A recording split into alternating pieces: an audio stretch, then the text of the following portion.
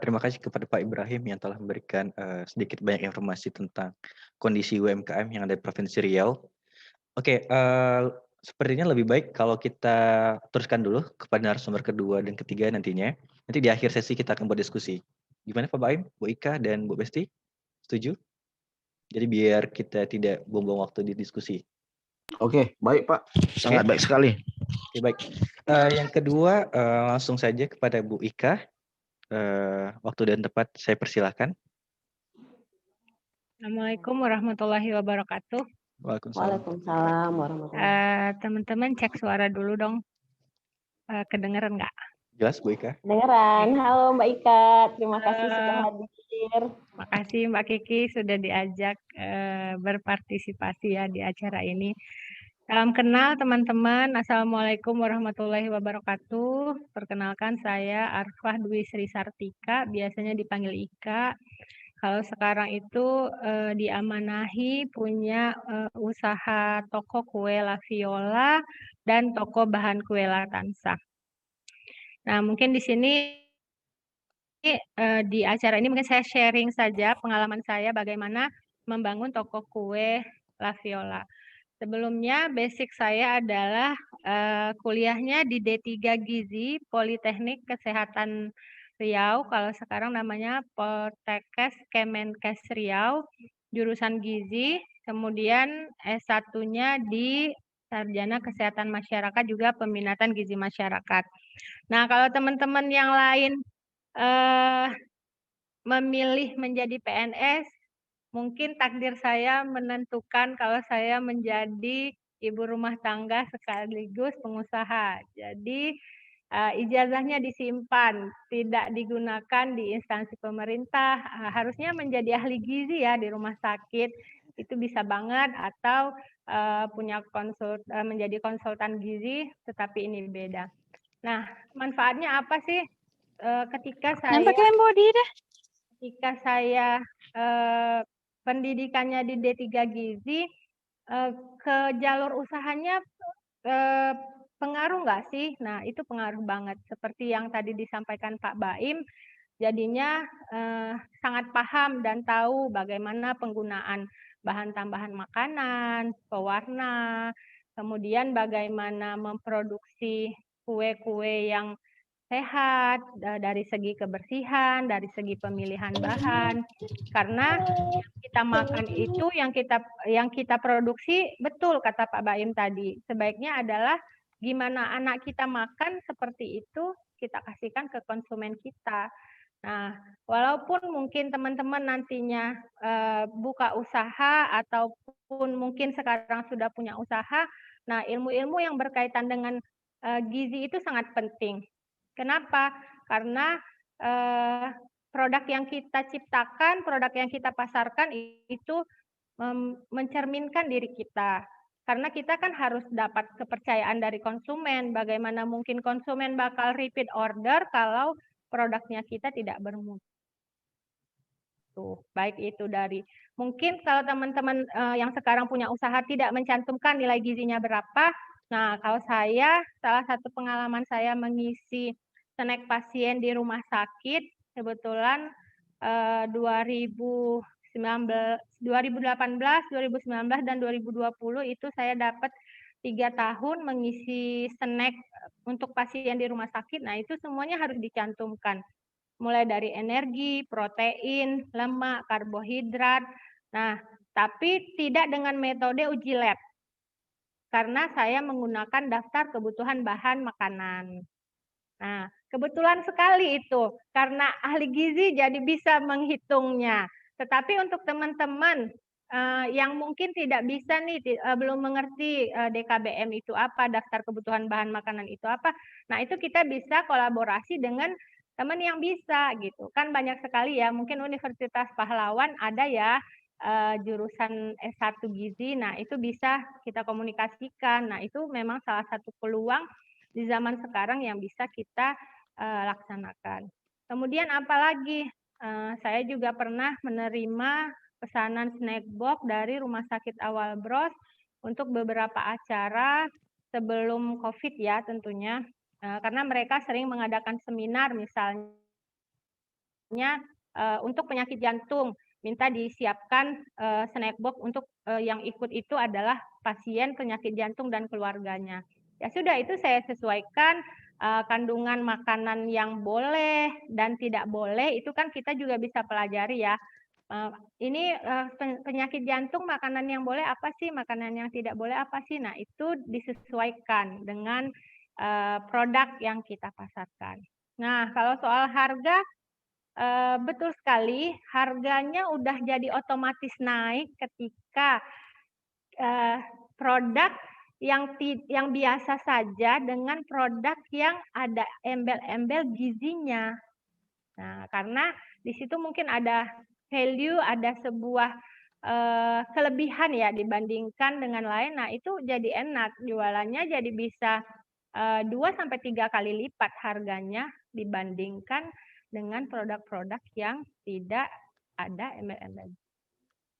Nah, mungkin sekilas itu dari saya.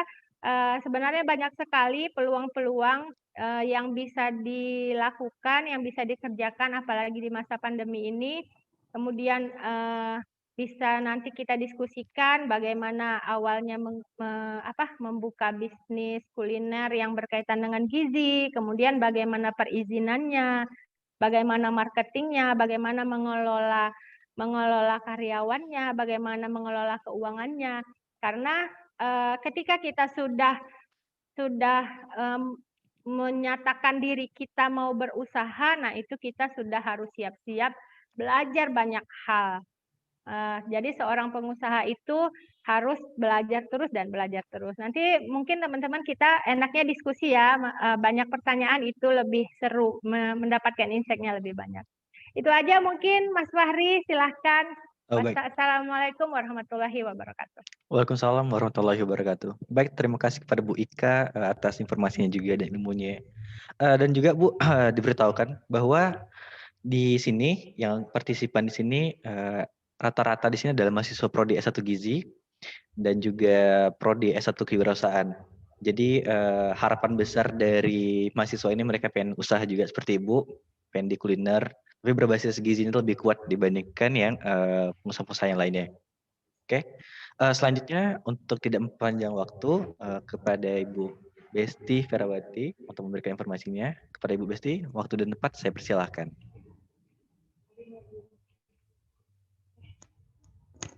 Bismillahirrahmanirrahim. Assalamualaikum warahmatullahi wabarakatuh. Waalaikumsalam warahmatullahi wabarakatuh. Salam kenal Ibu Arfa. Sangat senang ya saya bisa bertemu dengan Ibu meskipun secara daring ya. Ternyata Ibu adalah owner dari Laviela ya Bu ya. Karena sempat beberapa kali juga saya sempat membeli, kemudian juga mencicipi kuenya, enak ya Bu ya. Sangat senang saya Bu bisa ketemu. Mungkin nanti bisa setelah acara ini selesai kita bisa berkolaborasi untuk kegiatan-kegiatan yang lainnya. Kemudian salam kenal untuk Bapak Ibrahim ya. Sangat senang juga saya bertemu dengan Bapak sebagai penyuluh ya Pak ya untuk UMKM yang ada di Provinsi Riau ya Pak ya. Khususnya untuk di Kota Pekanbaru. Kemudian seluruh peserta webinar hari ini ya. Sebelumnya saya akan memperkenalkan diri dulu ya.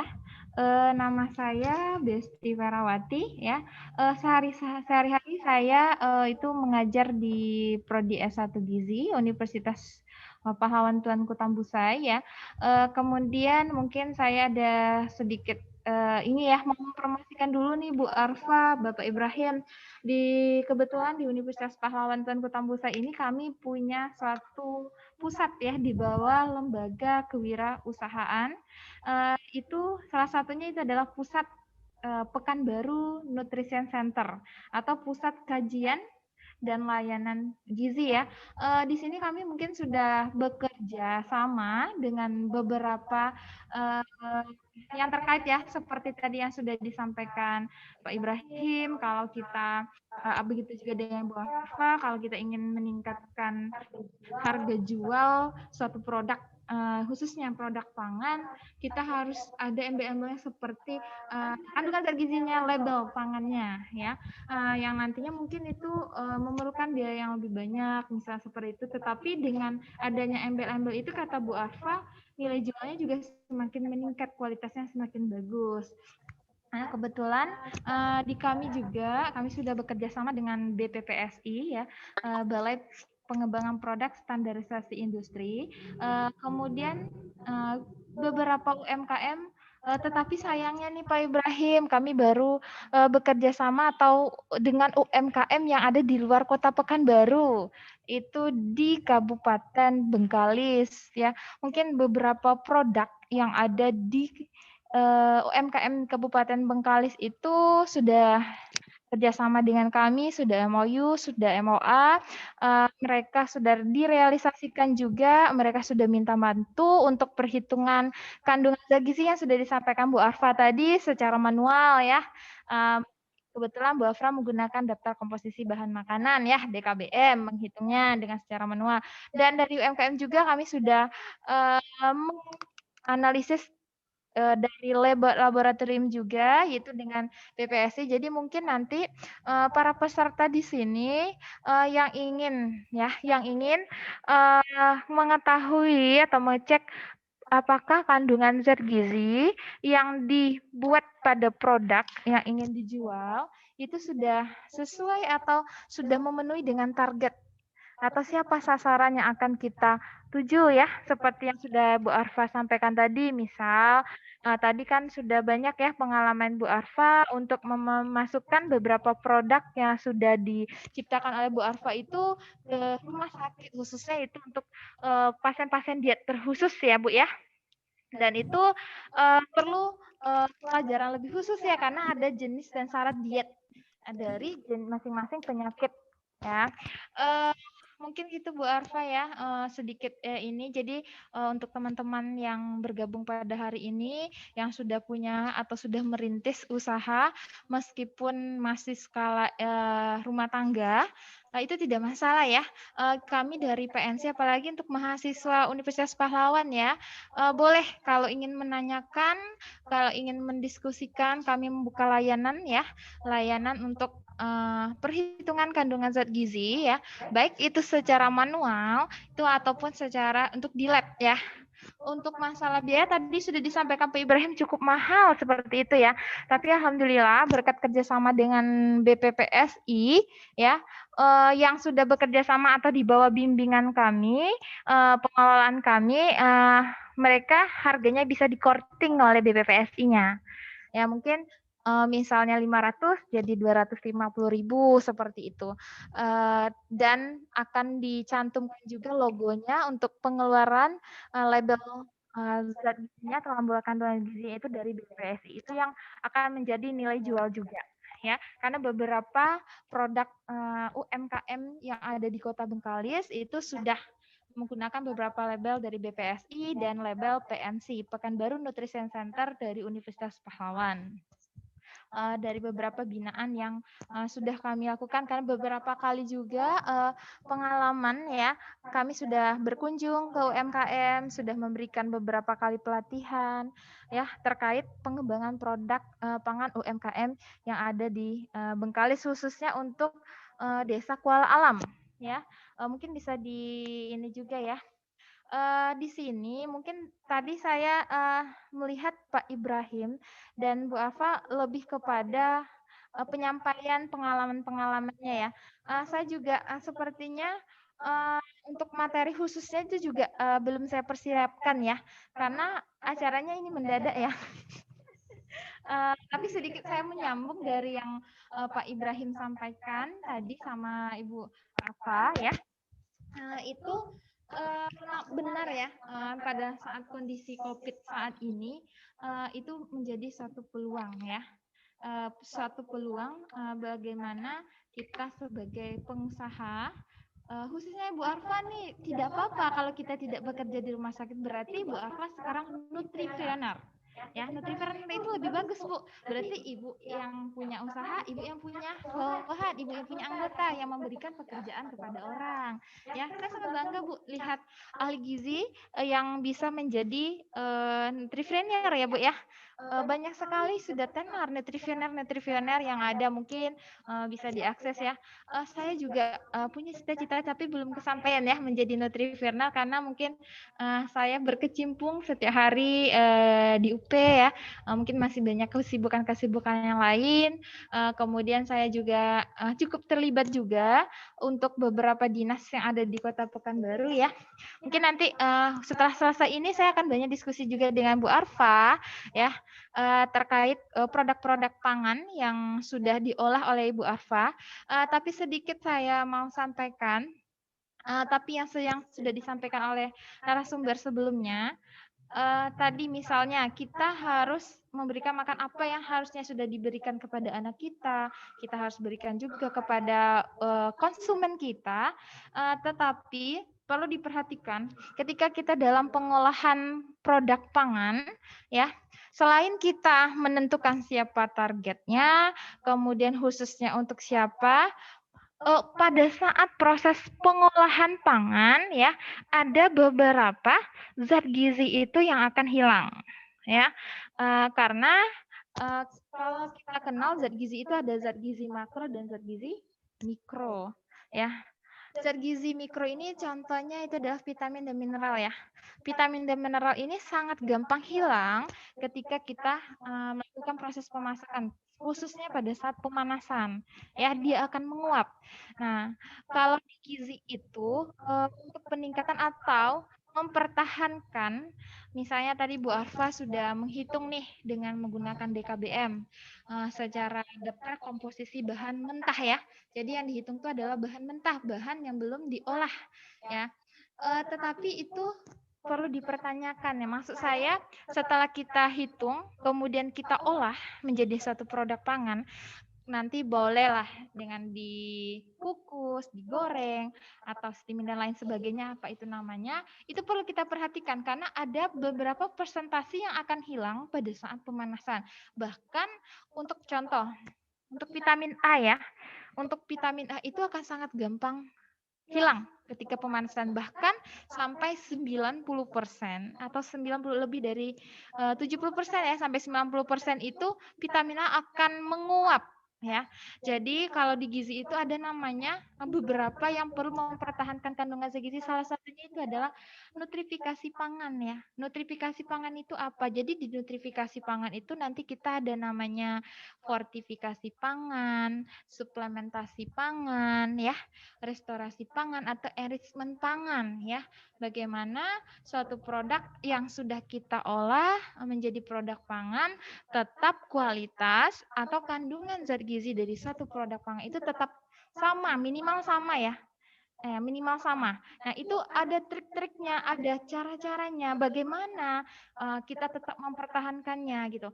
Jangan-jangan nanti kita udah tahu nih, oh ini kalau dari bahan mentahnya dia tinggi vitamin A misalnya, atau tinggi kalsium, atau tinggi apa itu namanya. Tapi kita lupa pada saat pengolahan ternyata dia akan hilang sampai berapa persen. Kita hanya menghitung pakai DKBM karena tadi ada keterbatasan mungkin ya, keterbatasan untuk menganalisisnya di laboratorium. Tapi itu perlu kita pertimbangkan. Jangan nanti kita mengklaim produk yang kita hasilkan itu tinggi zat gizi tertentu, padahal kita tidak tahu nih berapa persen kehilangan pada saat pengolahan. Ya, itu perlu diperhatikan ya pada proses pemanasan, pada proses pemasakan atau pengolahan ada beberapa zat gizi yang akan hilang. Nah, itu yang paling pertama perlu diperhatikan. Kedua yang paling menarik yang saya lihat ya, mungkin kita masih ini ya, kita lihat masih banyak atau banyak sekali pangan-pangan lokal atau sumber lokal yang potensinya itu besar ya. Yang potensinya besar, kemudian dari segi manfaat atau kandungan zat gizinya itu tinggi, dari segi harganya itu murah ya. Kemudian kalau kita mau mencari itu banyak sekali, gampang didapat. Ya, apa contohnya misalnya seperti itu masih kurang saya lihat untuk pemanfaatannya ya. itu masih sangat kurang dalam pengolahan. Jadi saya harap untuk para entrepreneur khususnya untuk pengolahan pangan, mohon ya dimanfaatkan sumber daya pangan lokal yang ada di kita, ya. Untuk dimanfaatkan. Saya belum ada ya melihat misalnya oleh-oleh. Coba lihat oleh-oleh untuk provinsi di Riau ini, pasti daerah Bengkalis ada nggak ya? Ciri khas dari Kota Pekanbaru atau dari mana, khususnya banyaknya masih daerah-daerah tertentu saja, ya. Tapi untuk ciri khas Kota Pekanbaru itu saya lihat masih kurang ya, padahal itu potensinya banyak. Kemudian dari target ya saya lihat seperti yang Ibu Arfa mungkin sebelum pandemi beliau banyak sekali dapat orderan-orderan di rumah sakit. Mungkin pada saat pandemi masih kurang, padahal kata Pak Ibrahim ini adalah suatu peluang yang besar. Jadi bagaimana Ibu Arfa atau teman-teman sekalian itu sebagai peluang ya, bagaimana cara menjual produk pangan yang kita buat bisa menjadi peluang yang besar, ya. Itu banyak cara ya. Mungkin kalau saya mengajar, biasanya saya mengajar mungkin di sini ada pesertanya mahasiswa saya ya. Misalnya itu untuk percobaan makanan, misal seperti itu. Jadi di percobaan makanan ini saya menyampaikan kepada mahasiswa untuk pengolahan atau pengembangan produk. Yang pertama itu tentukan dulu siapa targetnya. Maksud siapa targetnya ini karena kita adalah orang gizi ya, khususnya orang gizi, kita lebih kepada bukan pengobatan ya. Kalau gizi ini lebih pada ya pencegahan. Kita harus tidak mengobati, tapi pencegahan bagaimana? Karena sebagian besar penyakit-penyakit itu adalah akibat rata-rata adalah dari pola konsumsi pangan sehari-hari yang kurang bagus ya.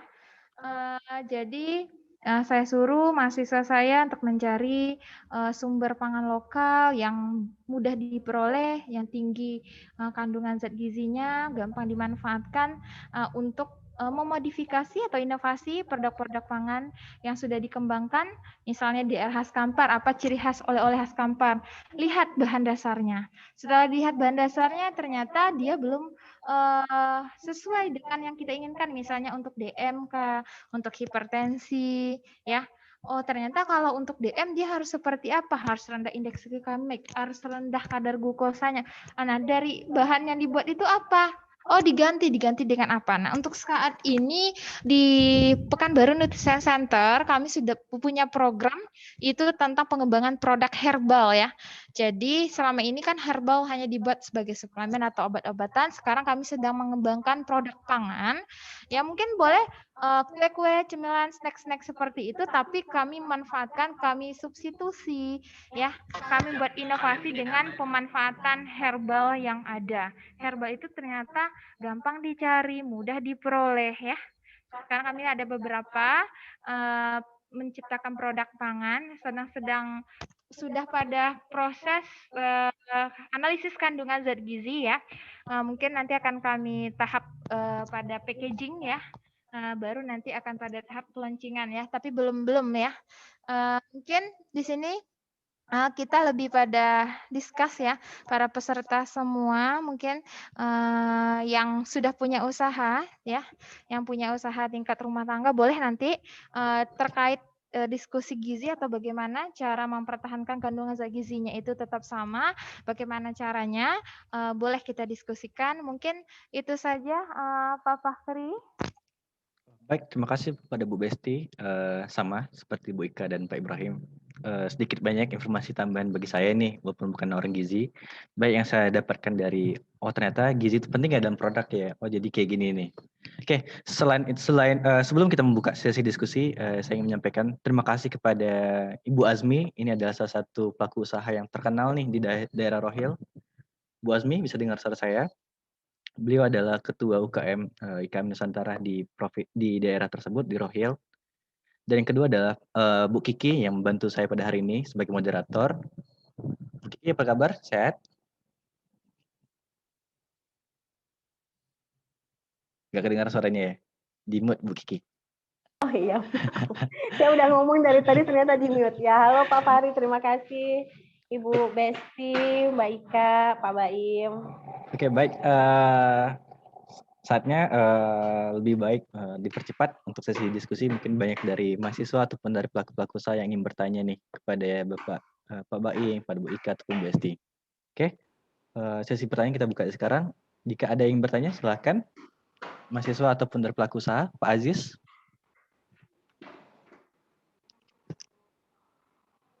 Mungkin sambil nunggu teman-teman ada yang mau bertanya, boleh saya yang bertanya duluan ini Pak Fahri? Boleh silakan Kiki. Oke, saya mau nanya ke Mbak Ika selaku entrepreneur di bidang makanan, juga backgroundnya yang dari gizi. Dulu waktu memulai usaha ini, apa sih yang pertama kali Mbak Ika persiapkan gitu, apalagi dengan background Mbak Ika yang orang gizi ya.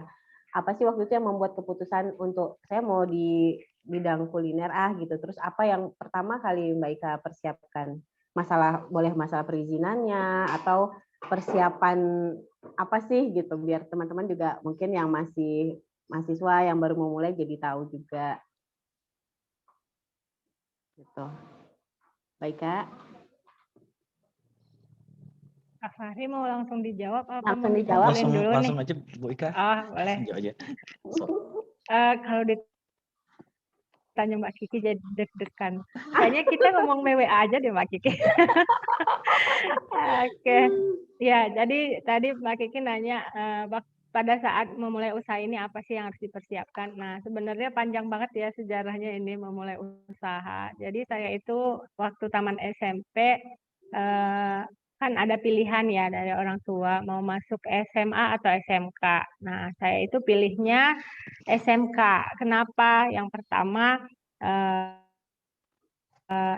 saya masuk SMK itu bukan pilihan orang tua, tapi pilihan saya sendiri, mengingat kondisi orang tua pada saat itu jualan di pasar, kemudian kita tahu kondisi orang tua bagaimana, dan saya pengen masuk SMK supaya saya punya keterampilan.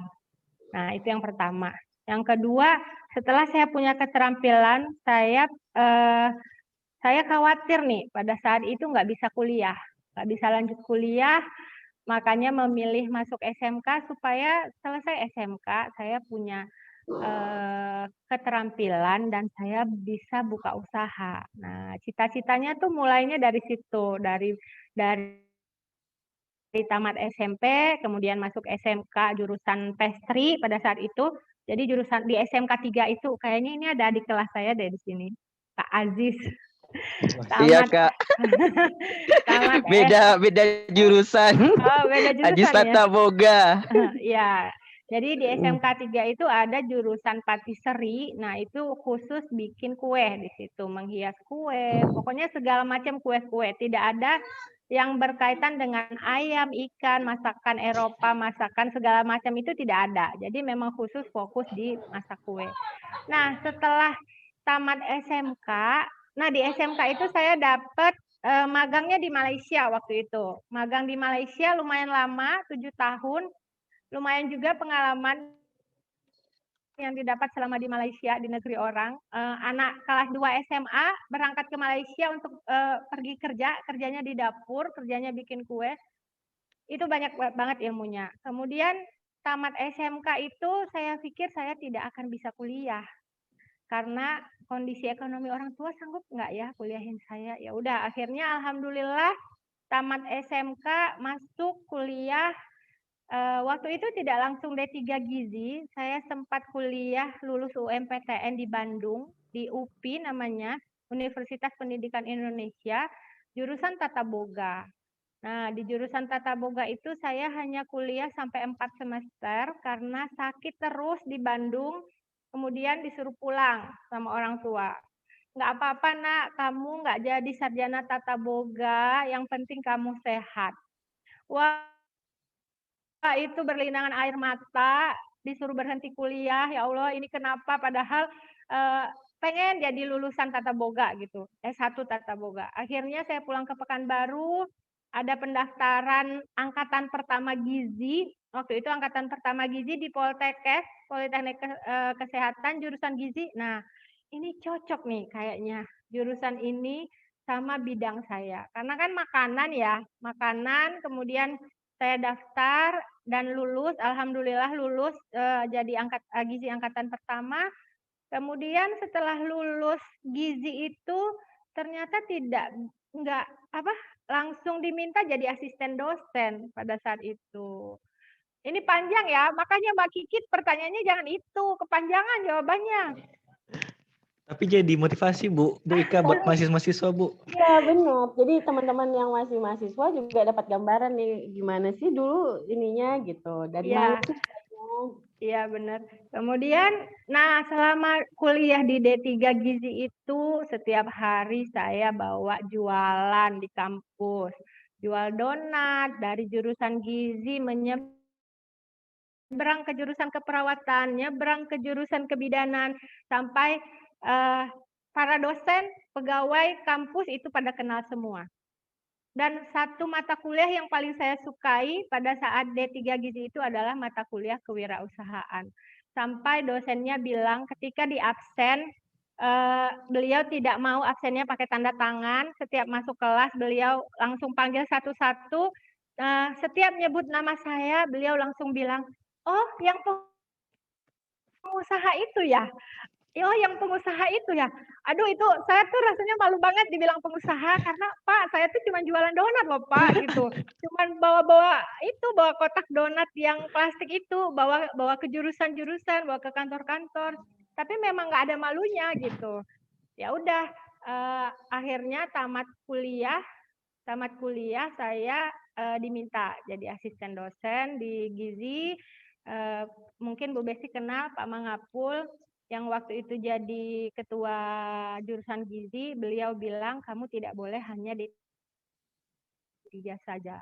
Kamu harus S1. Ya sudah saya dikasih izin untuk kerja ngajar sambil kuliah di Stikes Hang Tuah. Nah, setelah belum selesai tamat S1, lagi-lagi saya harus bersedih karena orang tua minta saya untuk berhenti mengajar di Poltekkes pada saat itu. Untuk apa? Karena ada usaha keluarga yang tidak ada yang mengurus, akhirnya saya disuruh mengurus. Dengan berat hati saya meninggalkan Poltekkes, kemudian saya mengurus usaha keluarga. Setelah mengurus usaha keluarga, apa yang terjadi? Saya pelajari 2 tahun, 3 tahun, ternyata usaha itu tidak bisa kita lanjutkan. Akhirnya kita jual. Nah, dari situlah saya dapat modal usaha sebenarnya untuk buka toko bahan kue. Nah, kalau usaha kecil-kecilannya ya itu tadi, sudah dimulai dari pada saat saya kuliah. Tetapi buka tokonya baru sekitar 8 tahun yang lalu itu saya buka tokonya. Toko bahan kue, dasar emak-emak tidak mau diam, buka toko bahan kue di lantai 2-nya kosong. Nah, di situ kita kembali lagi ke laptop di zaman saya bikin kuenya, ya udah lanjut lagi bikin kue. Kemudian di 2018 itu dapat telepon dari kepala instalasi gizi. Beliau itu adalah dosen saya, dosen mata kuliah dietetik. Nah, beliau menawarkan, kamu mau nggak jadi supplier kue untuk pasien rumah sakit? Nah, saya tanyakan persyaratannya apa saja. Lumayan berat karena harus buka CV, harus berbadan hukum. Pada saat itu saya tidak ada badan hukum, tapi karena diminta menjadi supplier dan persyaratannya harus ada badan hukum, ya sudah saya urus. Mau tidak mau ketika ada tantangan seperti itu kan ada peluang ya. Kita mau peluang, tapi mau enaknya aja, nggak mau sakitnya, nggak bisa seperti itu. Cukup panjang nih Mbak Kiki. Jadi yang disiapkan yang pertama sebenarnya mental ya, karena ketika kita mau berusaha, kita harus siap mental. Kadang usaha itu laris, kadang laris banget. Saya nggak mau bilang kadang laris, kadang tidak laris. Kenapa? Karena itu kan afirmasi ya. Kita harus afirmasi positif kepada diri kita. Kadang laris banget. Itu aja mungkin Mbak Kiki, udah panjang banget penjelasannya ya. Keren nih Mbak Ika nih, sekarang La Viola kita udah bisa lihat ya di mana-mana, di kondangan juga makanannya La Viola, snacknya.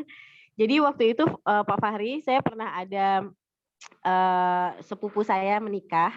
Jadi yang satu di hotel, yang satunya ngunduh mantu di rumah. Waktu datang ke hotel, snacknya pas saya lihat laviola. Sampai ke rumah sepupu saya yang lagi ngunduh mantu, snacknya laviola juga. Padahal itu nggak janjian. Itu Iya. Padahal nggak order janjian. orang yang berbeda. Dan alhamdulillah sekarang laviola itu dipercaya yang terakhir Kementerian Pertanian waktu itu ada panen jagung di Palas. Nah, itu mereka ordernya ke kita. Untuk acara-acara yang Kementerian Kesehatan waktu pembukaan Rumah Sakit Aulia itu juga laviola snacknya. Kemudian Kementerian Tenaga Kerja datang ke PTPN itu juga snacknya laviola. Dan kalau dibilang merintisnya, wah itu merintisnya sangat lama. Mungkin modal saya waktu itu adalah banyak relasi ya, karena saya D3 Gizi, kemudian banyak teman-teman D3 Gizi yang bekerja di rumah sakit, sehingga kita mau ada acara nih, rekomnya mau order snack kemana? Oh itu aja, itu punyanya ahli gizi. Nah itu mungkin ya modal, jangan disia-siakan, makanya kalau punya banyak teman itu nggak usah disia-siakan. Mungkin nggak sekarang dapat hasilnya, kan hasil nggak hanya transaksional ya kan, nggak hanya uang gitu. Pastinya banyak hasil-hasil yang lain yang kita dapatkan kalau kita punya banyak teman. Kayak hari ini berteman dengan Mbak Kiki diajak sharing. Nah, saya senang banget kalau disuruh sharing, mengingat masa-masa saya membawa kotak donat ke sana kemari itu. Ya, oke. Menarik Bu Ika.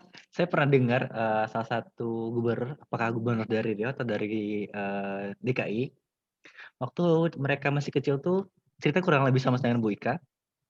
Kalau salah satu gubernur itu mereka berjualan es yang potong itu ya, waktu zaman-zaman kecil tuh itu dibawa keliling-keliling ke rumah-rumah. Tapi nggak kebayang gimana dulu waktu mereka susah dan akhirnya mereka jadi salah satu pemimpin di Indonesia. Ya nggak kebayang sih. Dia yang buat mahasiswa yang sekarang lagi mahasiswa ataupun yang lagi buat bisnis ataupun usaha, biasanya itu hal yang kita hadapi sekarang, pahit-pahitnya itu pasti akan ada keberhasilan di depannya. Jadi kalau kita tetap semangat, tetap yakin dengan apa yang kita kerjakan sekarang, ya pasti Allah sama kita lah intinya kayak gitu. Seperti Bu Ika nih ceritanya ya. Oke, ada lagi yang ingin bertanya? Ayo adik-adik yang mau tanya, kalau ntar saya lagi yang nanya nih. Takut nih. Kalau nggak ada yang nanya, saya yang nanya loh ke Pak Baim. Oh boleh? Pak Baim ada? Atau Pak Aziz mau nanya boleh. Aziz nih, suruh nih. Oh Aziz mau nanya, Aziz nggak boleh nanya. Ya silakan Pak Aziz. Assalamualaikum warahmatullahi wabarakatuh. Waalaikumsalam warahmatullahi wabarakatuh. Perkenalkan, nama saya Muhammad Nur Aziz. Sama sih. Sebenarnya nih adik kelasnya Kak Ika, beda jurusan aja tata boga. Alhamdulillah saat ini sih sudah merintis itu usaha tahun 2014 sampai sekarang. Tetapi yang masih ada kendala-kendalanya, ya kendalanya itu pemasarannya masih kurang luas. Seperti Kak Ika udah banyak pasarannya di mana-mana. Saat ini ingin bertanya sih kepada Bu Besti, itu apa aja persyaratan untuk mengamati nilai gizi suatu produk? Soalnya produk saya ini beraneka ragam, ada bolu, ada donat, itu ada risoles dan berbagai macam. Itu aja sih pertanyaannya. Oke, baik. Terima kasih Pak Aziz. Agak gemeter Pak Aziz ya, kedengaran grogi kayak rata-rata perempuan semua di sini Pak Aziz ya. Iya. Oke, terima kasih Pak Aziz. Pada Bu Besti, saya persilahkan. Terima kasih Pak Fahri. Pak Aziz bergerak di bidang snacking juga ya, snack juga ya. Di bidang kuliner. Oh, Iya, kuliner. snack ada. Snack ya. Iya. Seperti donat, seperti itu ya. Ada juga. Oh iya. Mungkin di sini pertanyaan Pak Aziz itu apa saja persyaratan untuk melihat kandungan zat gizi dari suatu produk pangan yang sudah diolah. Betul. Ya? Iya, benar. Mungkin kalau untuk persyaratan untuk melihat kualitas kandungan zat gizinya dulu ya. Sebenarnya tidak ada syarat, ininya ya, Pak, ya. Tapi, kalau untuk melihat kandungan zat gizinya itu ya, Bapak tadi dari Tata Boga ya, bukan dari gizi juga? Bukan dari Tata Boga, cuman kan kemarin itu sejarah awal merintis usahanya itu waktu SMK tuh sih dapat musibah, musibah kecelakaan. Terus sebelumnya sih orang tua sudah jualan donat gitu kan. Dengan Bismillah waktu sakit itu buka usaha sampai sekarang gitu. Selama ini belum ada produknya tuh berapa sih kandungan gizinya kan. Waktu di SMK ada sih yang menghitung nilai gizi tersebut, cuman nggak gimana ya, nggak mendalam, cuman umpama buat chicken stick gitu, sekian gizi-gizinya di bidang apanya nggak ada, di bidang kulit apanya kue-kue itu nggak ada diajarkan, cuman di tata Siap. boganya yang adanya. Oke, mungkin, ya agak beda ya kalau antara Tata Boga dengan gizi itu. Kalau Tata Boga itu lebih bagaimana, produk pangan yang kita hasilkan itu rasanya enak, ya. Kalau di gizi itu selain enak, juga bergizi ya, bagaimana, produk yang kita hasilkan itu gizinya tetap, sama. Tadi, Bapak nanya bagaimana syaratnya ya, itu sebenarnya tidak ada syaratnya. Tadi yang sudah disampaikan Bu Arfa, kalau di gizi itu ada namanya daftar komposisi bahan mentah ya. Jadi kalau untuk menghitung kandungan zat gizinya, ya kalau kita bercerita tentang kandungan zat gizi, bahan-bahan yang Bapak gunakan, misalnya untuk donat ya. Untuk donat nanti ada tepung nih ya. Nah, tepung yang biasa Bapak gunakan itu tepung apa? Apakah hanya tepung terigu biasa atau tepung kentang ya? Atau mungkin Bapak sudah memodifnya dengan tepung yang lain, misalnya apa itu ya? Itu bisa kita lihat ya di daftar komposisi bahan makanan, bahan-bahan yang Bapak gunakan. Yang pertama tepung tadi, tepung itu berapa untuk 1 kali adonan itu berapa ya komposisinya? Nah, itu harus tahu dulu ya, berapa beratnya. Kemudian per 100 gramnya misalnya tepung terigu yang Bapak gunakan, apa saja sih kandungan zat gizinya bisa dilihat di DKBM ya. Kemudian apalagi yang Bapak gunakan misalnya ada telur ya. Nah, telur, berapa lagi kandungan, zat gizi 1 butir telur itu. Nah, nanti Bapak berapa butir yang Bapak gunakan untuk 1 adonan komposisi yang Bapak buat. Kemudian pokoknya bahan-bahan yang Bapak gunakan itu nanti mungkin boleh Pak Aziz, kalau mau minta bantu untuk menghitungkan kandungan zat gizinya secara manual untuk DKBM, boleh datang ke kantor kami ya, kantor Pekanbaru Nutrition Center di Balam. Ya, kalau untuk discuss tentang bagaimana perhitungannya, nanti akan kami bantu, ya Pak ya. Kalau itu secara manual, ya. Dan itu tidak terlepas sekarang nih kan Bapak sudah punya usaha donat itu usahanya mulai dari orang tua ya sampai sekarang. Tapi Bapak sudah punya ciri khas tidak donat yang Bapak buat itu? Bahan yang Bapak gunakan itu sudah punya ciri khas belum? Biar bisa menjual nih Pak nanti. Maksud saya seperti ini, donat yang Bapak, misalnya donat kentang ini cocoknya untuk siapa ya? Atau mungkin Bapak bisa buat nanti donat yang cocok, kan donat itu identiknya manis ya. Tidak cocok nih untuk kelompok-kelompok khusus misalnya untuk orang DM atau nanti Bapak maunya untuk kemana nih? Oh Bu, saya mau nanti donat ini sebagai sumber untuk anak balita, anak nih untuk anak sekolah. Anak sekolah kan suka jajan donat ya. Tapi donatnya untuk apa? Untuk pemenuhan kebutuhan zat gizi tertentu ya. Misalnya kalau anak usia sekolah ini banyak yang apa? Oh banyak yang gizi lebih pada anak remaja misalnya seperti itu, atau kebalikan banyak yang gizi kurang. Nah, dari mana kita bisa memodif? Itu dari bahan-bahan yang Bapak gunakan. Selain bahan-bahan yang Bapak gunakan, kita harus hitung dulu kebutuhan atau per serving size. Masuk per serving size ini untuk 1 kali makan itu ukuran donatnya harus sebesar mana ya? Harus berapa ya beratnya? Sehingga seseorang yang mengkonsumsi itu aman. tidak kelebihan, tidak kekurangan seperti itu karena belum ada ya saya lihat mungkin ada ukurannya kecil-kecil atau ukuran sedang tapi itu tidak diperkirakan apakah sudah sesuai tidak dengan kebutuhan orang yang mengkonsumsi tadi. Ya. Nanti boleh Pak Aziz di Pekanbaru? Iya, di Pekanbaru saya. Oh boleh nanti kalau mau minta bantu cara perhitungan kandungan zat gizi seperti apa boleh datang ke kantor PNC ya. Kami terbuka ya bagi siapa saja yang mau discuss. Kami persilahkan Pak. Baik, Bu. Iya. Terima kasih, Bu. Sama-sama Pak. Baik, terima kasih pada Bu Besti atas jawabannya. Selanjutnya ada yang ingin bertanya? Dari mahasiswa ada yang bertanya nggak? Ya Pak, saya mau nanya Pak. Oh, Hebri ya, silakan. Ya Pak. Hebri. Ya, Assalamualaikum warahmatullahi wabarakatuh. Waalaikumsalam warahmatullahi wabarakatuh. Jadi yang ingin saya pertanyakan begini Pak. Kan ini kan tentang gizi nih. Dan juga sekarang lagi musimnya durian. Dan pastinya banyak pecinta durian.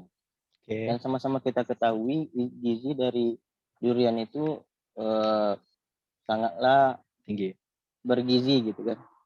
Yang pertanyaan saya dan saya cermati, bagaimana caranya kita menghilangkan bau sendawa habis setelah makan durian? Soalnya banyak loh Pak, kalau orang pecinta durian nggak makan durian sana sini, orang-orang kantor misalnya dosen-dosen.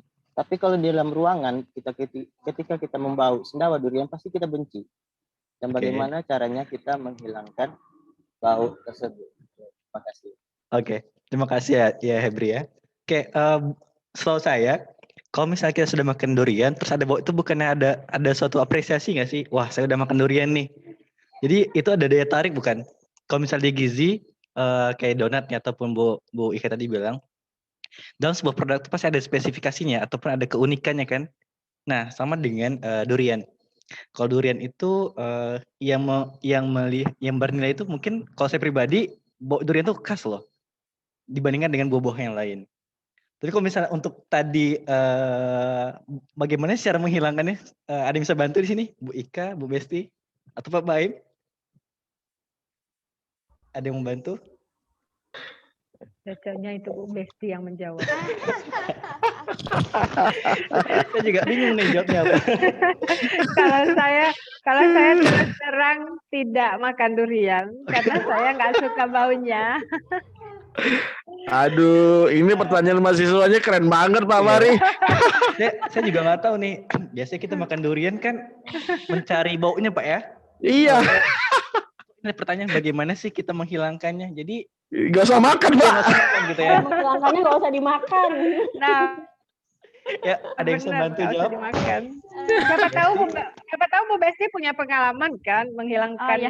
Boleh. Mungkin ini sedikit share saja. Pertanyaannya sangat unik ya dari Mas Hebri ya, mahasiswa Pak Fahri ya.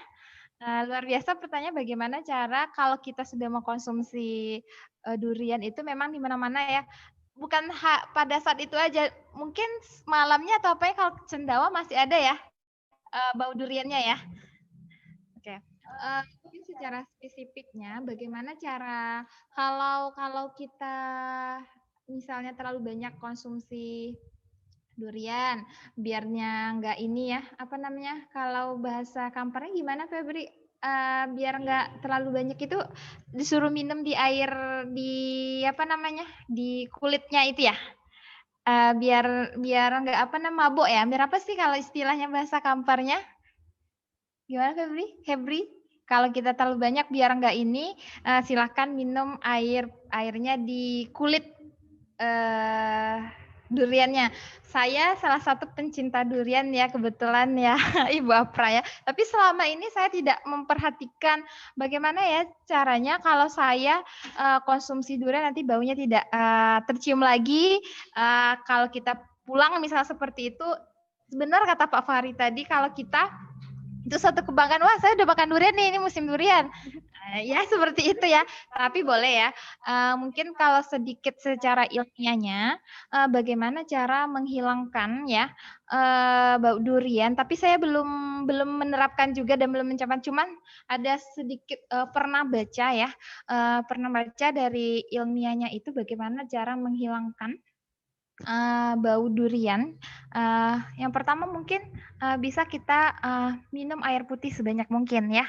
Karena kenapa? Karena air putih itu adalah salah satu penetral ya, penetral yang bisa mengalirkan zat-zat atau mungkin bisa dikatakan masih ada penyerapannya dan tubuh bisa keluar ya. Kemudian selain minum itu kita harus banyak berkumur dengan air garam ya.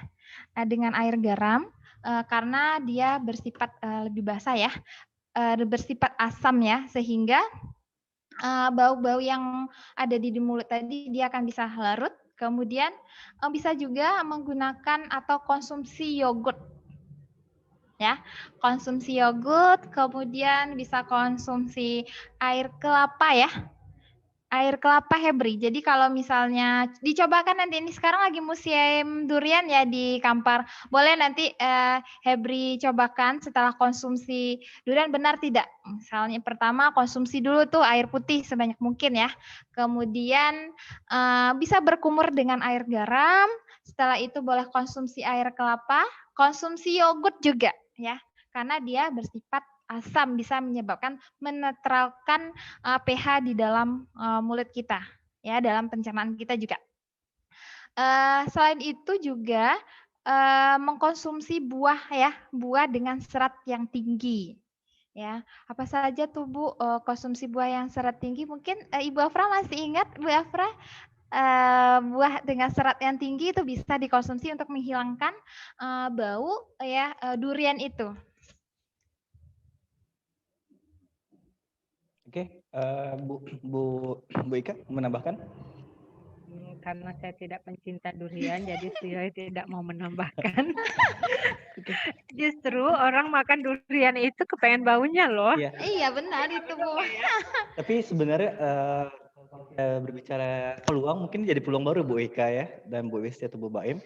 Jadi karena mungkin di Kampar lagi rame-rame nih musim durian, mungkin Bu Hebri sendiri kurang menyukai bau durian tersebut. Jadi ada suatu aspek peluang untuk bagaimana sih untuk menghilangkan tersebut, mungkin menggunakan yang tadi disarankan oleh Bu Besti, apakah makan yogurt ataupun buah ataupun yang lainnya. Oke. Tapi kalau misalnya Hebri nanti butuh orang yang ingin makan durian, boleh saya bisa sebagai partisipannya, dan juga nanti diberikan yogurt, saya juga bersedia. Tidak ada pemaksaan sama sekali di sini ya, Hebri ya. Ini peluang baru Pak Fahri. Iya benar. Jadi nggak mungkin makan durian aja, mungkin bawa nangka kan orang nggak sedang juga kan? Iya. Bawa nangka, bawa nanas gitu kan. Jadi ada sebuah suplemen yang bisa penghilang rasa bau setelah makan buah-buahan yang menyengat. Contoh kayak jengkol kan? Iya. Tapi nanti ya Bu Ika silakan. Enggak, tapi biasanya orang yang nggak suka ya nggak makan. Yeah. Jadi dia nggak perlu penghilang bau sebenarnya. Tapi kalau misalnya tadi hilang bau durian, bau jengkol, teman, jadi kayaknya kita kehilangan rasa Indonesia kita deh kayaknya. Ciri khas Indonesia kita. Ciri khas Indonesia. Iya benar. Pak Fahri, bukan hanya itu aja, mungkin Mas Febri kan belum punya pacar kayaknya. Oh gitu. Ya, punya pacar baru mau nembak nggak bisa tuh, karena bawa durian. Pacar yang mau ditembaknya nggak suka durian ya Pak ya? Oke, ya ada lagi yang bertanya kepada mahasiswa? Maaf sebelumnya Bu, saya ingin bertanya dengan Bu Ika. Ya silakan, Salwa. Perkenalkan nama kameranya. Ya, mukanya dong kata Bu Ika nih. Kameranya dibuka dong. Biar kelihatan nanti dijalankan Bu ya. Iya. Ya silakan. Perkenalkan Bu, nama saya Salwa Salsibila, mahasiswa Gizi. Ingin bertanya tentang strategi bisnis kuliner agar tetap bertahan di tengah pandemi saat ini, Bu. Terima kasih. Bagus banget ya. Ya, Bu. Pertanyaannya Silakan, bagus. Bu Ika. TDA-nya keluar nih habis ini. Uji kompetensi Bu ya. Ya, uji kompetensi. Iya benar. Salah satu cara bertahan itu apa sih? Bertahan itu artinya kita masih bisa membayar semua kewajiban sebagai pengusaha. Itu ya intinya kalau bertahan dalam sebuah bisnis. Nah, apa aja poinnya? Yang pasti kita harus tahu dalam setiap bulan itu biaya apa aja yang harus kita keluarkan. Biaya sewa, listrik, karyawan, pulsa, transportasi, biaya penyusutan alat, pokoknya segala biaya-biaya. Kemudian sebagai pengusaha kita harus tahu dalam 1 bulan kita punya keuntungan kotor dan keuntungan bersih berapa. Kita harus tahu penjualan kita berapa. Nah, semua itu kita ketahui kalau kita punya catatan atau laporan keuangan. Nah, kebanyakan sekarang UKM-UKM banyak yang tidak tahu. Ditanya modalnya aja nggak tahu. Ini kuenya 1 box berapa modalnya? Nggak tahu. Terus banyak teman-teman UKM, saya kan juga ada buka kursus kue. Biasanya teman-teman setelah kursus nanya, Kak Ika kalau kue ini dijual berapa harganya? Loh, padahal saya udah kasih tahu. Bu, HPP-nya dihitung dulu, bahan yang Ibu gunakan apa saja. Nah, itu harus tahu dulu gitu. Nah, ketika terjadi pandemi seperti ini, kita sudah tahu minimal penjualan kita berapa sih yang buat nutupin yang biaya-biaya tadi itu gitu. Setelah tahu penjualannya berapa, modalnya berapa, kita tahu laba kotor berapa, kemudian biaya-biaya berapa, kita akan tahu laba bersih. Nah, ketika pandemi seperti ini, tentu kita harus mempertahankan agar omset kita stabil, ya kan? Karena tim produksi tidak akan ada pekerjaan kalau tidak ada omset. Tim bagian keuangan tidak akan bekerja ketika tidak ada omset. Apalagi SDM tidak akan bekerja kalau tidak ada omset. Lah apa yang mau dicatat? Orang nggak ada omset. Apa yang mau dibikin? Kuenya mau bikin apa? Orang nggak ada pesanan gitu. Artinya ujung tombaknya adalah tim marketing. Nah, marketing ini ada sesi khusus ini panjang. Kalau di kewirausahaan akan panjang ya, bisa 1 SKS ya Pak. Bisa, Bu. Marketing ini. Nah, bisa banget. Nah, gimana caranya? Ya, kita harus tahu kan market kita siapa. Ketika saya dihantam gelombang COVID yang biasanya yang pesan snack box itu bisa 1000 box, 500 box. Kemudian CFD tidak ada. Biasanya CFD itu banyak banget ya acara di sana. Kak, pesan snack box ya 500 box diantar ke CFD. Nah, itu sekarang udah nggak ada. Kemudian yang acara universitas-universitas yang wisuda juga tidak ada, nggak boleh kumpul. Sekarang online semua. Online di rumah masing-masing nggak pakai kue juga nggak apa-apa gitu. Nah, artinya kita harus punya strategi nih. Strategi apa nih yang bisa kita lakukan agar produk kita masih bisa diterima oleh target market kita. Kalau di saya itu ketika penjualan snack box saya turun, saya alihkan ke kue tampa dan kue nampan. Karena di zaman COVID masih ada orang bikin acara kan di rumah. Masih ada arisan yang keluarga, itu masih ada. Kemudian ada yang pembukaan toko, peresmian toko, itu mengirim bingkisan. Padahal produknya sama aja, kue-kuenya itu-itu aja, tapi kemasannya saya ganti. Saya bikin yang pakai ucapan. Nah, alhamdulillah hampir 2 tahun ini kami tidak ada pengurangan karyawan, tidak ada pemotongan gaji juga. Memang tidak meningkat signifikan ya. Jadi target yang memang yang ditetapkan itu mungkin tidak tercapai, tapi alhamdulillah omsetnya masih bisa menutupi, kan yang paling penting itu ya. Gitu. Jadi kalau untuk bertahan, strategi bertahannya ya pelajari lagi marketing, kemudian kita menerima kondisi ini bahwa ini tuh memang COVID gitu, ini tuh memang badai. Karena ketika kita memberontak, kita nggak percaya nih, oh ini nggak apa-apa gitu, nggak bisa seperti itu gitu. Kita harus terima, kemudian kita mencari makna, apa sih maknanya. COVID ini maknanya apa? Maknanya kita bisa bareng anak-anak tiap hari di rumah, yang kita tidak tahu kemampuan anak kita jadi tahu. Kita menjadi mendampingi, walaupun untuk seorang ibu rumah tangga plus ibu bekerja itu nambah pekerjaan ya, Nambah Bu job, Besi Bu, ya? mungkin. Nambah job. Nah, tapi itu kan ada maknanya kan, pasti ada makna lah di balik ini. Kemudian kita harus ya cari ilmu kayak gini juga memberikan makna kan buat kita. Oh, ternyata kita nggak sendiri ya menghadapi ini. Teman-teman yang lain juga menghadapinya gitu. Jadi teman itu penting banget ngasih semangat buat kita. Makanya berteman sama tukang minyak wangi itu kecipratan wanginya.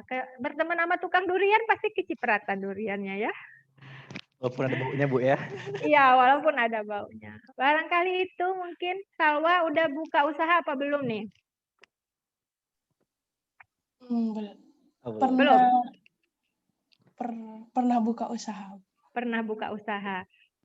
PPKM itu apa sih? Pernah pinjam tapi menghilang kata mama sekarang. Justru mudah-mudahan nanti masih kuliah ya sekarang, nggak apa-apa, mudah-mudahan nanti bisa. Sebenarnya kalau anak-anak zaman now ini yang kaum rebahan ya, kata orang-orang sekarang, kaum rebahan ini bisa banget buka usaha dari rumah. Kenapa? Karena banyak banget peluang usaha.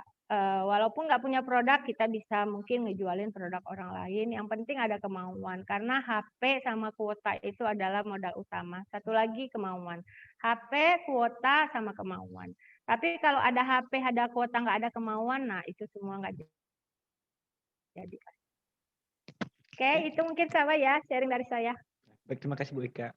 Sedikit disimpulkan, berarti jawaban Bu Ika tadi tentang bagaimana sih kita sustain atau bertahan di skala pandemi ini, harus ada inovasi Bu Ika ya tadi ya? Ya, karena mungkin Bu Ika yang biasa dengan rumah sakit ataupun yang skala besar, mau tidak mau harus mengubah strateginya menjadi Ya, tadi yang talam ataupun apa tadi namanya Bu ya? Ampah namanya. Ampah ya, oke. Jadi kan ada produk-produk baru yang Bu Ika keluarkan dari inovasi-inovasi tersebut. Iya, Oke, mungkin Pak Ibrahim atau Bu Kiki bisa menambahkan, karena mungkin Bu Kiki di sini juga sebagai bisnis konsultan dan Pak Ibrahim juga mungkin sebagai penyuluh UKM bisa membantu. Oke. Pengalamannya. Ya, silakan Pak Baim. Ya, nanti Bu Kiki tambahin. Boleh, siap. Ya, sebenarnya kalau ditanya untuk buka peluang baru, dari awal udah saya kasih kunci ya, kasih clue ya. Clue-nya yang pertama saya bilang, kita buat produksi seperti untuk keluarga sendiri, itu udah satu jaminan bagi masyarakat. Itu yang pertama. Yang kedua, sebelum kita buat produk, kita harus tahu dulu target kita siapa. Yang penting target. Selama ini kita berkonotasi kepada industrism. Kenapa saya bilang industrism? Kita buat aja gitu. Kita nggak tahu market kita siapa. Nah, sekarang kita mari pola pikir kita rubah, IKM kita termasuk kita sendiri, saya sendiri juga udah mulai pelan berubah. Sekarang kita marketism gitu. Apa kebutuhannya sekarang ini? Sekarang orang banyak isoman, mohon maaf, rumah sakit pada full. Mereka perlu asupan gizi gitu. Nah, kita tanya dulu, Ibu berapa lama sudah isomannya gitu. Nah, sehingga ini jadi peluang bagi kita. Apalagi ibu-ibu yang tahu tentang gizi kan. Nah, mungkin kesulitannya kita mungkin susah mencari orang yang didata siapa sih yang sudah diisoman. Enggak, mungkin itu sulit.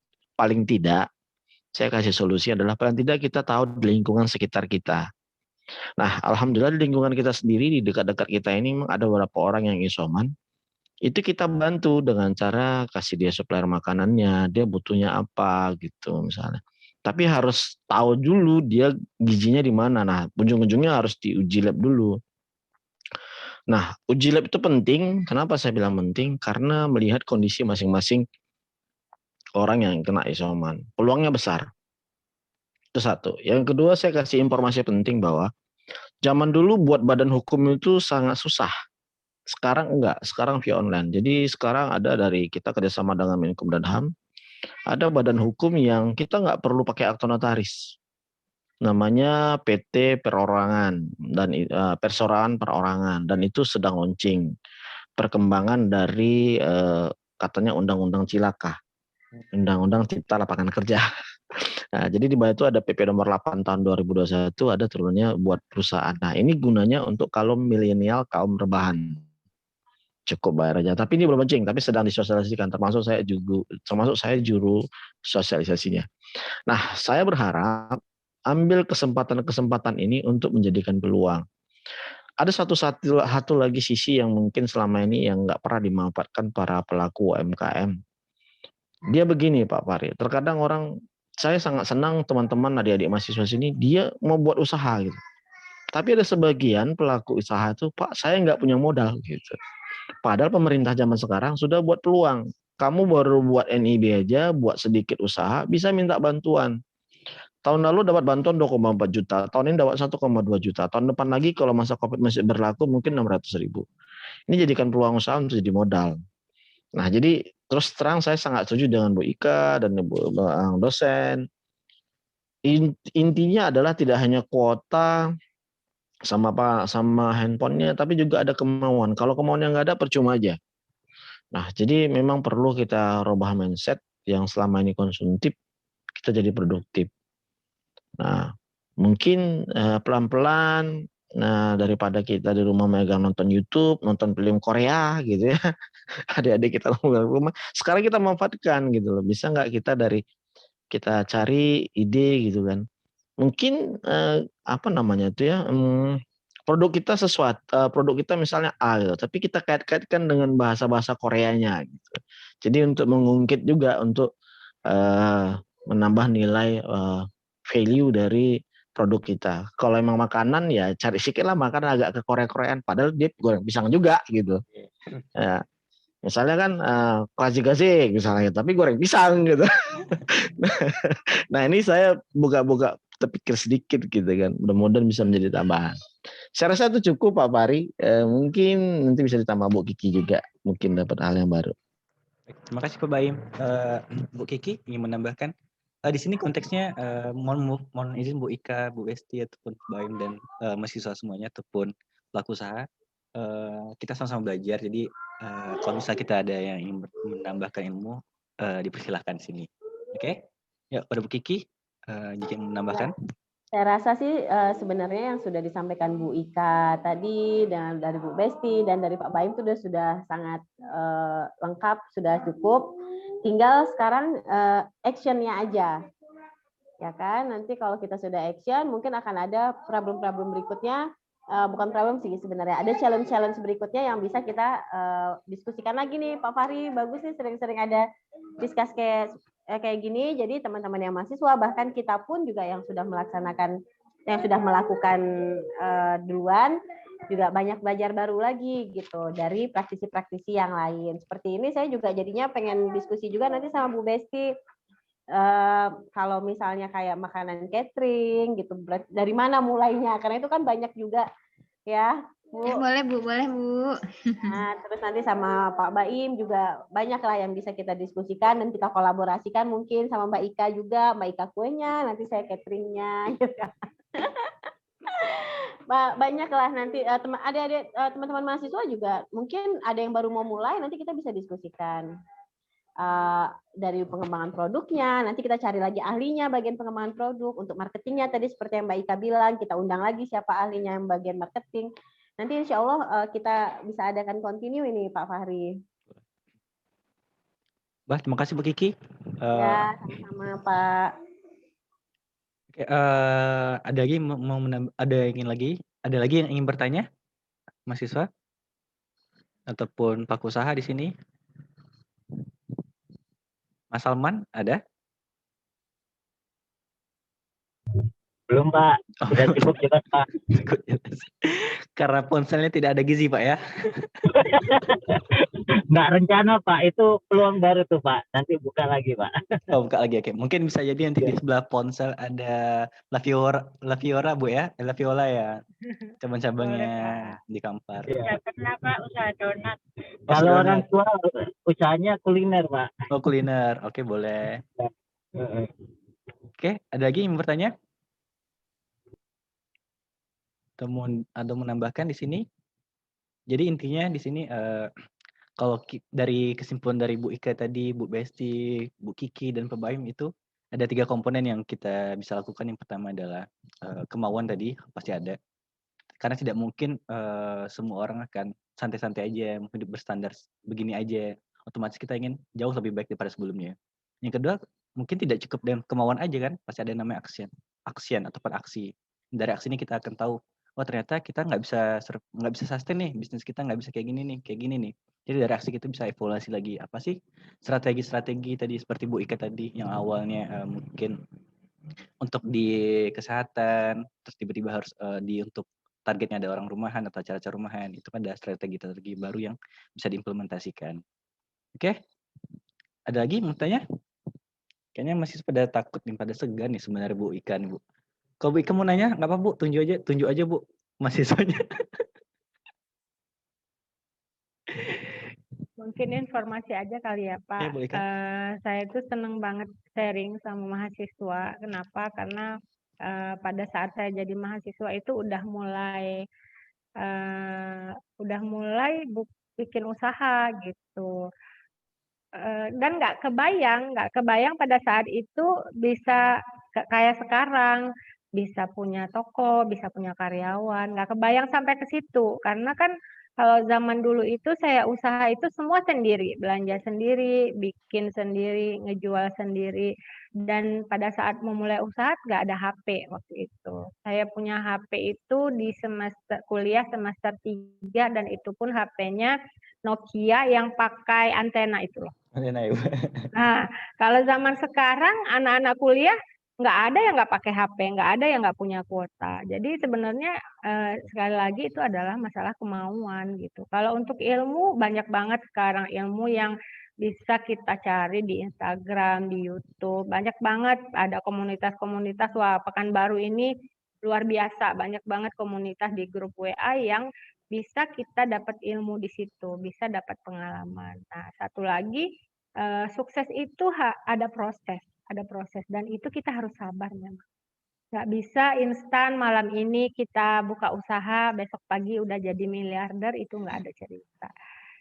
Banyak usaha-usaha yang kita tahu itu misalnya mulainya dari hanya beberapa botol per hari, kayak Coca-Cola kan usahanya juga mulainya, Coca-Cola itu istilahnya kalau bagi orang gizi ini banget ya, enggak banget gitu. Nah, iya sebenarnya orang gizi punya banyak minuman dari buah-buahan yang mungkin itu nggak muncul gitu.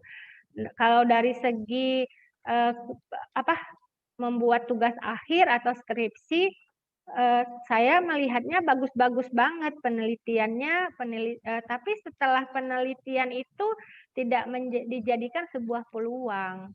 Misalnya nih kayak kue sus ikan gabus misalnya. Nah, kue sus ikan gabus itu kan bagus sekali ya sebenarnya. Bisa marketnya ibu-ibu yang punya anak. Masalahnya apa? Painnya apa? Sakitnya apa? Mereka takut dong anaknya kurang gizi.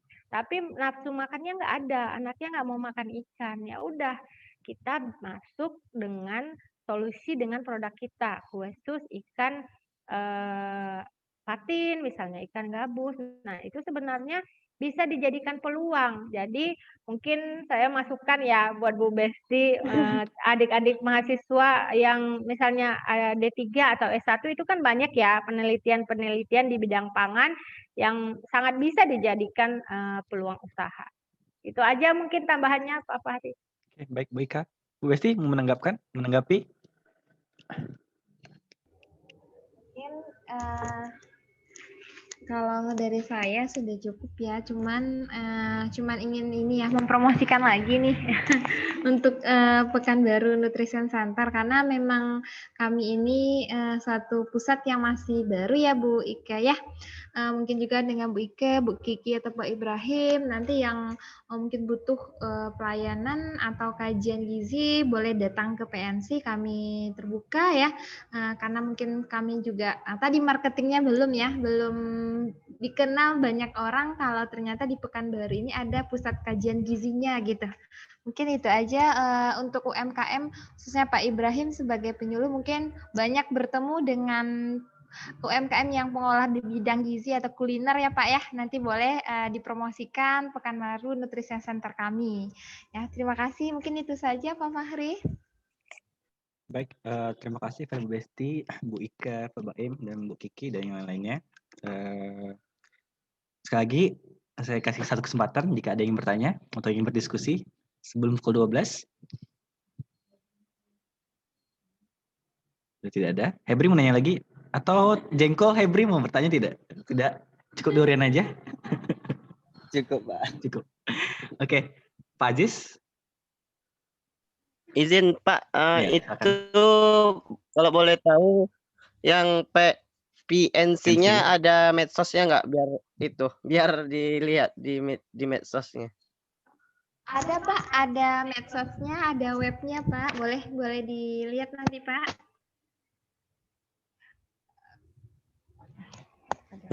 Nanti akan saya